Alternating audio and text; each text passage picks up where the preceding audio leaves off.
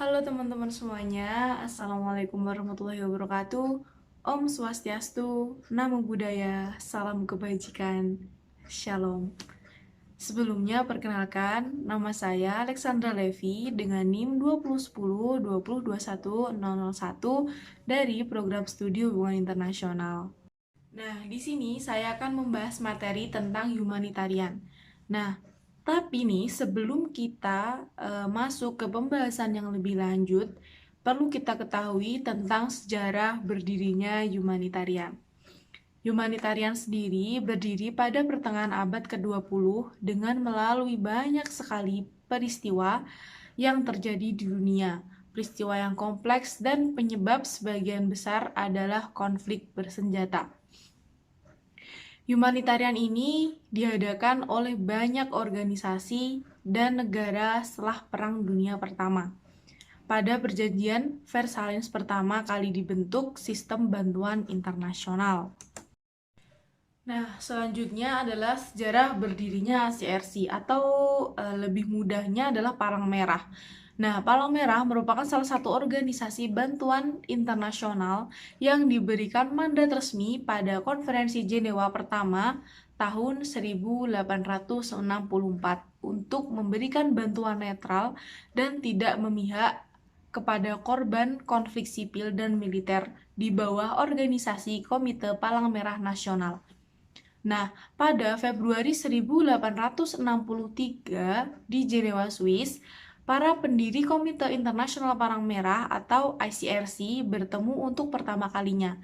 Dan dari kelima anggota komite, salah satunya merupakan warga Jenewa yang bernama Henry Dunant.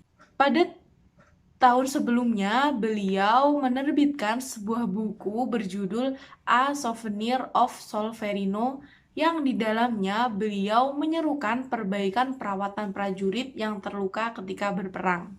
Nah, ICRC sendiri juga ada nih di Indonesia yang beralamatkan di Jalan Iskandar Shah 1, nomor 14 sampai 16, RT 3 RW 4, Melawai, Kebayoran Baru, Jakarta Selatan, DKI Jakarta dengan kode pos 1210. Dan bisa dibaca sendiri nih untuk telepon, fax, email, Twitter, dan Instagram. Nah, apa sih peran ACRC itu?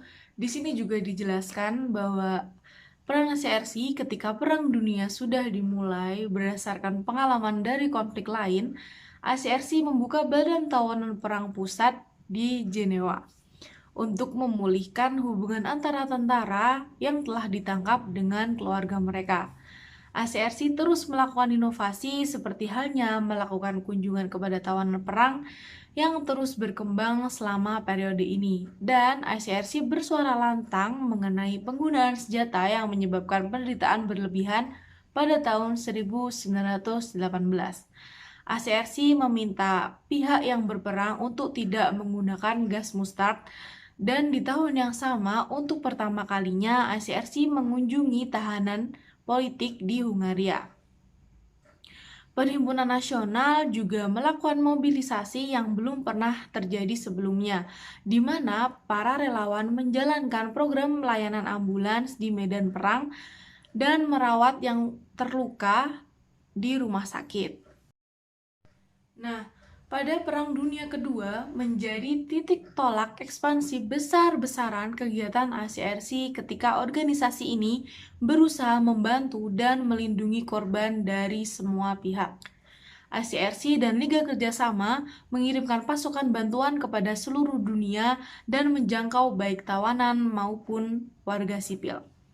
Delegasi ACRC juga mengunjungi tawanan perang di seluruh dunia dan membantu pertukaran jutaan berita palang merah atau Red Cross Message (RCM) antar anggota keluarga, dan hal ini berlangsung bertahun-tahun setelah perang. ACRC juga merespon permintaan informasi tentang keluarga mereka yang hilang. Sejak tahun 1945, ICRC terus mendesak pemerintah untuk memperkuat hukum humaniter internasional dan menghormatinya. ACRC berusaha mengatasi dampak kemanusiaan dari konflik yang menandai paruh kedua abad ke-20 yang dimulai dengan konflik Israel dan Palestina pada tahun 1948. Pada tahun 1949, atas inisiatif ICRC, negara-negara menyepakati revisi atas 3 konvensi Jenewa yang ada meliputi. Yang pertama adalah melindungi korban luka dan sakit di darat, lalu korban perang di laut dan tawanan perang, dan menambah konvensi keempat ialah melindungi warga sipil yang hidup di bawah kendali musuh. Nah, bagaimana, seperti apa, dan apa aja sih sistem kerja ACRC itu? Nah, sistem kerja ACRC itu yang pertama ada perlindungan. Nah, ACRC berusaha melindungi orang-orang dalam situasi konflik atau kekerasan bersenjata, dan untuk dapat melakukannya, ACRC harus terus berada di dekat para korban dan menjalin dialog secara konfidensial dengan pihak-pihak yang terlibat, baik negara maupun aktor-aktor non-negara. Kegiatan perlindungan mencakup kunjungan ke tempat-tempat penahanan dan pemulihan kembali hubungan keluarga. Yang kedua adalah bantuan. Krisis kemanusiaan seringkali terjadi bersamaan dan menjadi penyebab tak langsung. Krisis-krisis lain seperti kelaparan, wabah penyakit, dan kekacauan ekonomi. Dalam kondisi seperti ini, ICRC memberikan bantuan yang dibutuhkan. Namun, ICRC selalu berusaha untuk tetap terarah pada tujuan utamanya, yaitu memulihkan kemampuan orang untuk mencukupi kebutuhannya sendiri atau mandiri. Yang ketiga adalah pencegahan. Kegiatan ICRC yang bersifat preventif dirancang untuk membatasi dan meminimalisir dampak buruk dari konflik. Semangat sesungguhnya hukum humaniter internasional ialah agar penggunaan kekuatan dilakukan secara terkendali dan secara proporsional dengan tujuannya. Karena itu, ICRC berusaha menyebarluaskan prinsip-prinsip humaniter dalam rangka mencegah atau sekurang-kurangnya membatasi akses terburuk dari peperangan. Yang keempat adalah kerjasama. ICRC selalu menjalin kerjasama dengan perhimpunan nasional dimanapun ICRC itu beroperasi. Tujuannya adalah meningkatkan kemampuan perhimpunan-perhimpunan nasional dalam memenuhi tanggung jawab mereka sebagai lembaga palang merah atau bulan sabit merah dalam memberikan pelayanan kemanusiaan di negara masing-masing. Selanjutnya adalah struktur kelembagaan ICRC. Organisasi internasional seperti ICRC juga memiliki struktur keorganisasian loh. Nah, bagian-bagian yang sudah terbagi tersebut yang kemudian memudahkan ICRC dalam mengambil keputusan dan menjalankan tugas. Bagian-bagian itu terdiri dari yang pertama ada komite. Nah, komite ini bertugas mengatur kegiatan-kegiatan ICRC. Komite juga menyusun kebijakan, menetapkan sasaran umum ICRC beserta strateginya, dan menyetujui anggaran keuangan yang diajukan. Nah, yang kedua ada kepresidenan. Nah, ini bertugas bertanggung jawab utama dalam hubungan eksternal ICRC, khususnya menjadi wakil ICRC dalam kegiatan internasional serta menangani diplomasi kemanusiaan dalam kegiatan ICRC. Presiden juga bertanggung jawab menjaga keteraturan, perkembangan, dan berjalannya sistem internal ICRC. Selanjutnya ada Dewan Pimpinan. Nah, Dewan Pimpinan ini bertugas menyiapkan kegiatan-kegiatan komite, mengambil keputusan dari beberapa kewenangan terutama pada strategi kebijakan umum, pembiayaan, manajemen personalia, dan komunikasi.